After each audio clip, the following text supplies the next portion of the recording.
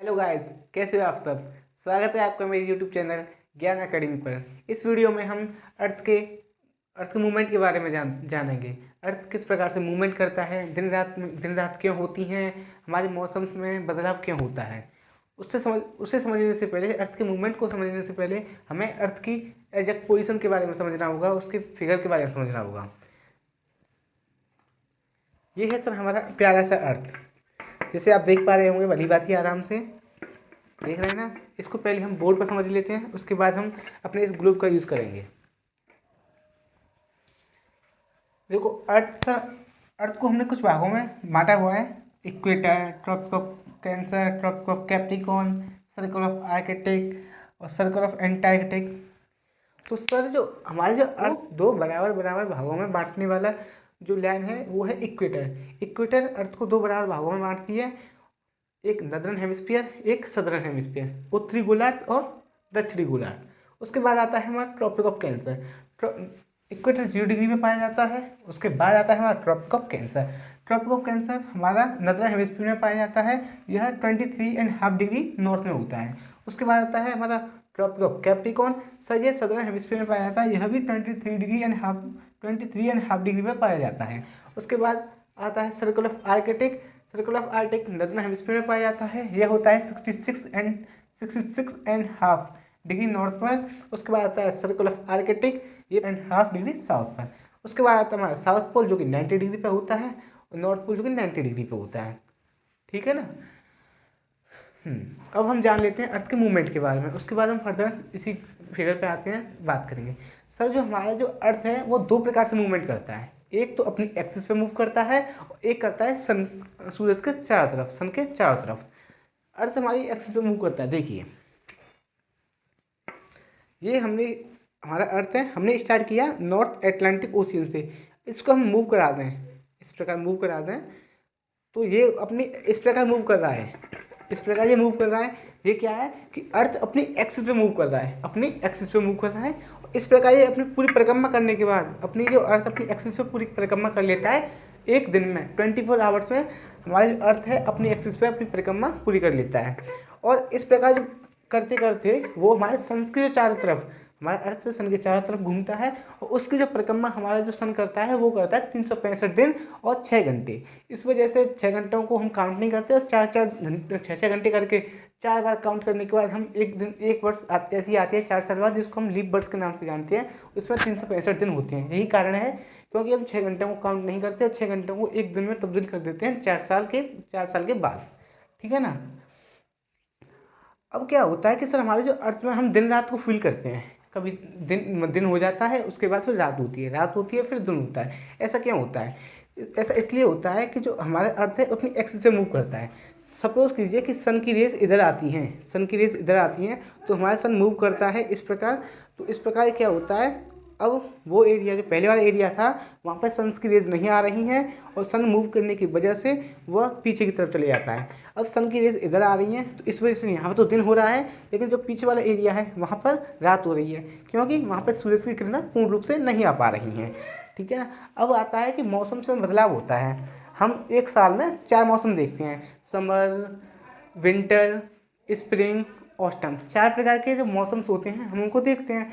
उनको हम क्यों देखते हैं? हम उनको इसलिए देखते हैं क्योंकि हमारा जो अर्थ है वो सन के चारों तरफ मूव करता है। इस वजह से जो हमारे जो अर्थ की जो मूव पोजीशन होती है वो फर्दर चेंज होती जाती है। चेंज होने की वजह से हम गर्मी, सर्दी और बरसात का जो स्प्रिंग ऑस्टम मौसम्स हैं उनको देखते हैं। अब आपको मैं इससे पहले ये बात बता दूं कि जो हमारा जो अर्थ है वो मूव करता है ना, वो बिल्कुल सीधा मूव नहीं करता। दैट मीन्स कि सपोज कीजिए कि हमने उस ग्लोब को तो रख दिया, हमने ये बॉल ले ली, इसको हम एक अर्थ के रूप में इमेजिन करते हैं, ये हमारा अर्थ है। तो हमारा जो अर्थ है वो इस प्रकार बिल्कुल सीधा मूव नहीं करता है, सीधा मूव नहीं करता है। अगर सीधा मूव करेगा तो ओनली जो सन की रेज है वो ये हमने इक्वेटर इमेजिन किया है तो इस पर पड़ेंगी, और थोड़ा इधर आ जाएंगी, थोड़ा इधर आ जाएंगी, लेकिन सब में जो मौसम्स होगा उनमें परिवर्तन नहीं होगा। परिवर्तन क्यों नहीं होगा? क्योंकि ये इस प्रकार हमने ऐसे ले लिया, तो इस प्रकार ये सीधा है, बिल्कुल ये मूव कर रहा है, बिल्कुल ऐसे मूव कर रहा है। देखो ऐसे मूव कर रहा है ना, तो ये इसकी पोजीशन चेंज नहीं हुई है, मतलब चारों तरफ जा रहा है लेकिन रोटेट नहीं कर पा रहा है। इस वजह से यहाँ पे क्या होगा, बिल्कुल मौसम में परिवर्तन नहीं होगा। ठीक है। दिन रात में परिवर्तन हो सकता है, होगा तो पता नहीं, लेकिन मौसम से परिवर्तन नहीं होगा क्योंकि लाइन वो सीधे आती है।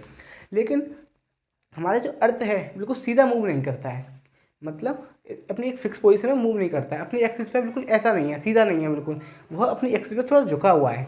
कितने एंगल पे झुका हुआ है? 23.5 डिग्री पे हमारा जो एंगल है वो टिल्टेड है, इस प्रकार झुका हुआ है। दैट मीन्स ऐसा होना, ऐसा है बिल्कुल सीधा ये है, और झुका हुआ कैसे? इस प्रकार है झुका हुआ। इस प्रकार हमारा जो अर्थ है वो मूवमेंट करता है। किस प्रकार करता है? इस प्रकार मूव करता है, थोड़ा झुका हुआ पोजीशन में। झुके हुए पोजीशन की वजह से क्या होता है कि जो हमारा सन की जो रेज हैं कभी इक्वेटर पे डायरेक्टली पड़ती हैं, कभी ट्रॉपिक ऑफ कैंसर पे डायरेक्ट पड़ती हैं, और कभी ट्रॉपिक ऑफ कैप्रिकॉर्न पे डायरेक्ट पड़ती हैं। किस वजह से? क्योंकि जो हमारा जो एंगल है वो थोड़ा झुका हुआ है, हमारा जो अर्थ है थोड़ा अपने एक्सिस पे थोड़ा झुका हुआ है। इस वजह से जब हमारी सन की रेज इक्वेटर पे होती हैं तो दिन और रात बराबर होते हैं।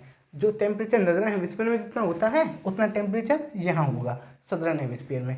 ऐसा कब होता है? ऐसा होता है 21 मार्च को और 23 सितंबर को।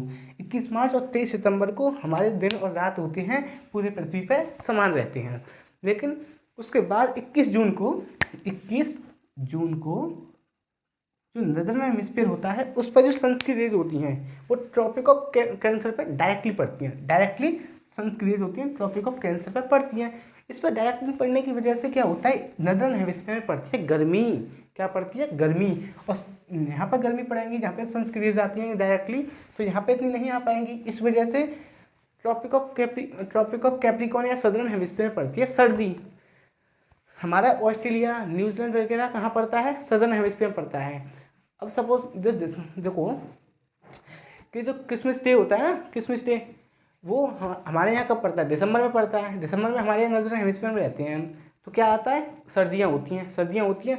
लेकिन यहाँ पर ऑस्ट्रेलिया में क्रिसमस डे गर्मियों में मनाया जाता है। क्यों मनाया जाता है? इसी वजह से मनाया जाता है क्योंकि जो सन्स की रेज होती हैं वो डायरेक्टली पड़ती हैं दिसंबर में ट्रॉपिक ऑफ कैप्रिकॉर्न पर डायरेक्टली पड़ती हैं सन्स की रेज। यही कारण है, इस वजह से यहाँ पर क्या है? गर्मियाँ होती हैं और वहाँ पर सर्दियाँ होंगी। जब यहाँ पर गर्मियाँ होंगी तो वहाँ पर सर्दियाँ होंगी, वहाँ सर्दियाँ होंगी तो यहाँ गर्मियाँ होंगी। अब ये आपको कॉन्सेप्ट क्लियर है?